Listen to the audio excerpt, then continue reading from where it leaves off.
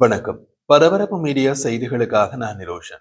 Britain, Canada, Australia மற்றும் Portugal ஆகிய நாடுகள் ஞாயிற்றுக்கிழமை பாலஸ்தீனிய அரசை முறையாக அங்கீகரிப்பதாக அறிவித்தன. இந்த நடவடிக்கை ஹமாஸை ஓரம் கட்டி அமைதியை முன்னேற்றுவதாக தமது நடவடிக்கைக்கு காரணம் கூறியுள்ளன.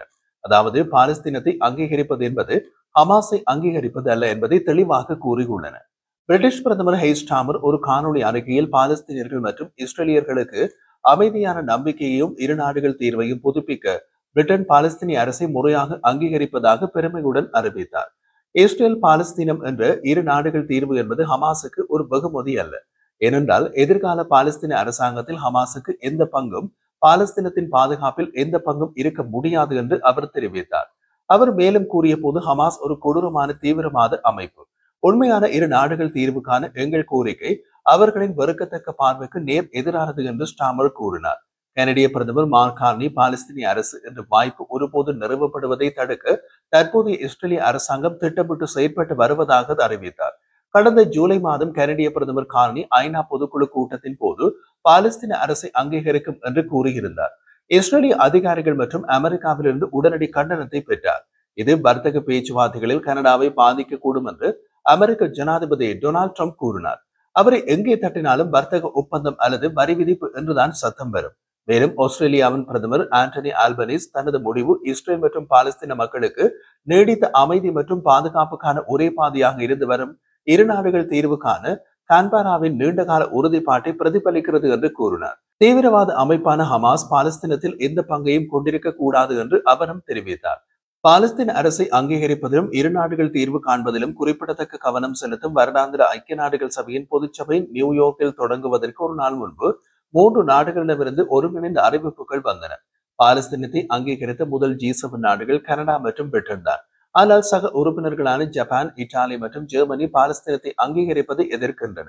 சவுதி அரேபியாவும் பிரான்சும் திங்கட்கிழமை நியூயார்க்கில் ஒரு உச்சி மாநாட்டை நடத்துகின்றன. இதில் மேலும் பல நாடுகளின் தலைவர்கள் பாலஸ்தீனிய அரசை அங்கீகரிக்க உள்ளனர். ஞாயிற்றுக்கிழமை பின்னர் போர்ச்சுகல் பாலஸ்தீனிய அரசையும் அங்கீகரிப்பதாக கூறியது.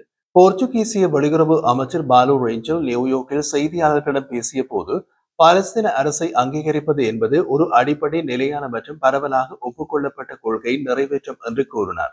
அவர் மேலும் கூறிய போது, இஸ்ரேலுக்கும் பாலஸ்தீனத்துக்கும் இடையிலான சகவாழ்வு மற்றும் அமைதிக்கான உறவுகளை ஊக்குவிக்கும் ஒரு நியாயமான மற்றும் நீடித்த அமைதிக்கான ஒரே பாதையாக இரு நாடுகள் தீர்வை போர்ச்சுகல் ஆதரிக்கிறது என்று கூறினார். எதிர்பார்த்தபடி ஞாயிற்றுக்கிழமை அறிவிப்புகள் இஸ்ரேலில் இருந்து கடுமையான கண்டன அலைகளை தூண்டின. பிரதமர் பெஞ்சமின் நேதன்யாகு ஞாயிற்றுக்கிழமை காலை தனது வாராந்திர அமைச்சரவை கூட்டத்தில் முறையான அறிவிப்புகளுக்கு முன்பு இஸ்ரேல் ஒரு பாலஸ்தீனிய அரசை நிறுவுவதற்கான கோரிக்கைகளுக்கு பதிலடி கொடுக்கும் என்றார். இந்த நடவடிக்கைகளுக்கு எதிராக போராட இஸ்ரேல் கோரிக்கை விடுக்கும் என்றும் கூறினார்.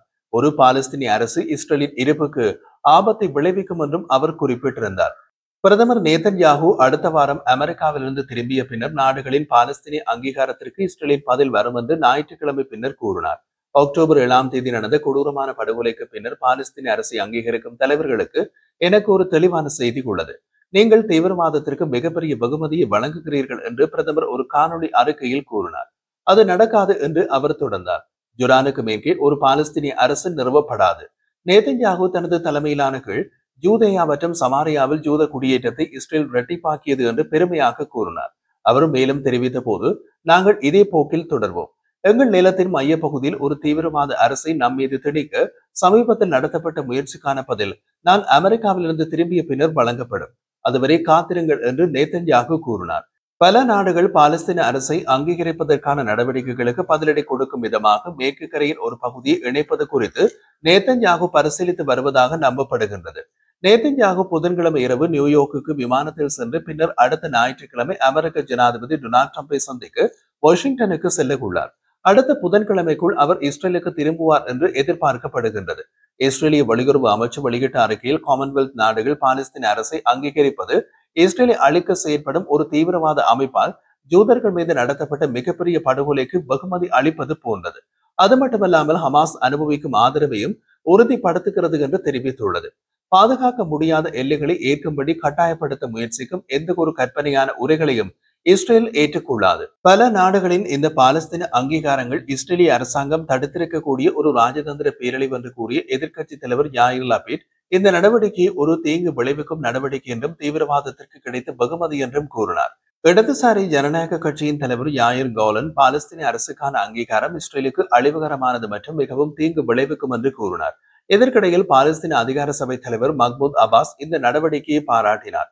இது சர்வதேச சட்டபூர்வமான தன்மைக்கு ஏற்ப ஒரு நியாயமான மற்றும் நீடித்த அமைதியை அடைவதற்கு ஒரு முக்கியமான மற்றும் அவசியமான படி என்று கூறினார். பணைய கைதிகள் மற்றும் காணாமற் போன குடும்பங்கள் மன்றம் பாலஸ்தீன அரசை நிபந்தனையின்றி அங்கீகரித்ததற்காக 3 நாடுகளான பிரிட்டன், கனடா மற்றும் ஆஸ்திரேலியாவை கடுமையாக சாடியது. அதே நேரத்தில் அந்த நாடுகள் 48 பணைய கைதிகள் ஹமாஸ் சிறையில் இருப்பதை கண்டம் காணாதது போல் இருக்கின்றன என்றும் குறிப்பிட்டது. பிராந்தியத்தில் அமைதியை விரும்பும் குடும்பங்களாக பாலஸ்தீன அரசை அங்கீகரிப்பது குறித்து எந்த ஒரு விவாதமும் அனைத்து பணைய கைதிகளையும் உடனடியாக விடுவிப்பதை பொறுத்தது என்று நாங்கள் நம்புகின்றோம். இது ஒரு தார்மீக மற்றும் மனிதாபிமான கட்டாயமாகும் என்றும் மன்றம் கூறியது.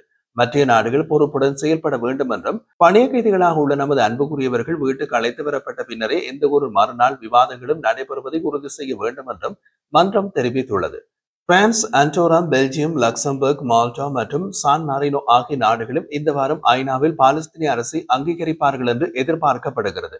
மேற்கத்திய நாடுகளின் அலை பாலஸ்தீன அரசை அங்கீகரிப்பதாக அறிவிக்கப்பட்டதற்கு எதிர்ப்பு தெரிவித்து வாஷிங்டனில் உள்ள ட்ரம்ப் நிர்வாகம் கடந்த மாதம் அப்பாஸ் மற்றும் பிற பாலஸ்தீன அதிகாரிகள் ஐநா பொது சபையில் கலந்து கொள்வதை தடை செய்வதாக கூறியது. அப்பாஸ் தனது உரையை காணொலி முறையில் நிகழ்த்து ஐநா வெள்ளிக்கிழமை பெரும்பான்மையினரால் வாக்களித்தது. கடந்த வாரம் பிரிட்டனுக்கு அரசுமுறை பயணம் நடத்திய ட்ரம்ப் அமெரிக்க ஜனாதிபதி நாட்டை விட்டு வெளியேறியவுடன் ஸ்டாமர் பாலஸ்தீன அரசை அங்கீகரிக்க தயாராகி வருவதாக வெளியான தகவல்களுக்கு மத்தியில் பாலஸ்தீன அரசை அங்கீகரிக்கும் ஸ்டாமரின் திட்டத்துடன் தான் உடன்படவில்லை என்று ட்ரம்ப் கூறினார். லண்டனுக்கு வெளியே பிரிட்டிஷ் தலைவருடன் ஒரு செய்தியாளர் கூட்டத்தில் பேசிய ட்ரம்ப் அந்த விஷயத்தில் பிரிட்டிஷ் பிரதமருடன் தனக்கு சில கருத்து வேறுபாடுகள் இருப்பதாக கூறினார். இருப்பினும் பிராந்தியத்தில் அமைதியை ஏற்படுத்துவதே இறுதி இலக்கில் தானும் ட்ரம்பும் உடன்பட்டதாக ஸ்டாமர் கூறினார். ஐக்கிய நாடுகள் சபையின் 193 உறுப்பினர்களில் சுமார் 3/4 நாடுகள் பாலஸ்தீன அரசை ஏற்கனவே அங்கீகரித்துள்ளன. ஐநா பொது சபை 2012ஆம் ஆண்டு உலக அமைப்பில் பாலஸ்தீனத்தின் பார்வையாளர்கள் அந்தஸ்தை உறுப்பினர் அல்லாத நாடு என்று மேம்படுத்தியதன் மூலம் நடைமுறை அங்கீகாரத்தை கொடுத்தது. அக்டோபர் 7, 2023ஆம் தேதி பேரழிவு தரும் ஹமாஸ் தாக்குதலால் தூண்டப்பட்டு காசா போர் வெடித்ததிலிருந்து ஸ்பெயின் மற்றும் நோர்வே உட்பட பல ஐரோப்பிய நாடுகள் பாலஸ்தீன அரசை அங்கீகரிப்பதாக அறிவித்தன. பாலஸ்தீனத்தை அங்கீகரிக்கும் வேகம் அதிகரித்து வரும் போதிலும் அது முழு ஐநா உறுப்பினர்களாக மாறுவதற்கு தடைகள் உள்ளன. முழு உறுப்பினர் ஆவதற்கு பாதுகாப்பு கவுன்சிலில் 15 உறுப்பினர்களில் குறைந்தது 9 நாடுகள் ஆதரவாக வாக்களிக்க வேண்டும். மேலும் 5 நிரந்தர உறுப்பினர்களான பிரிட்டன், சீனா, பிரான்ஸ், ரஷ்யா மற்றும் அமெரிக்கா யாரும் அதை வீட்டோ செய்யக்கூடாது. இந்த பிரச்சனையை பாதுகாப்பு கவுன்சிலின் முன் வந்தால் அமெரிக்கா தனது வீட்டோ அதிகாரத்தை பயன்படுத்தும் என்று எதிர்பார்க்கப்படுகின்றது. 1988ஆம் ஆண்டு சீனாவும் ரஷ்யாவும் பாலஸ்தீன அரசை அங்கீகரித்ததால் பாலஸ்தீன அரசை அங்கீகரிக்காத ஒரே நிரந்தர பாதுகாப்பு கவுன்சில் உறுப்பினராக அமெரிக்கா விரைவில் விடப்படலாம். இது அமெரிக்கா தொடர்பாக வளர்ந்து வரும் சர்வதேச தனிமைப்படுத்தலுக்கு மற்றும் ஒரு படியை குறிக்கின்றது. மற்ற நாடுகள் பாலஸ்தீன அரசை அங்கீகரிப்பதற்கான எந்த அறிகுறியையும் காட்டவில்லை.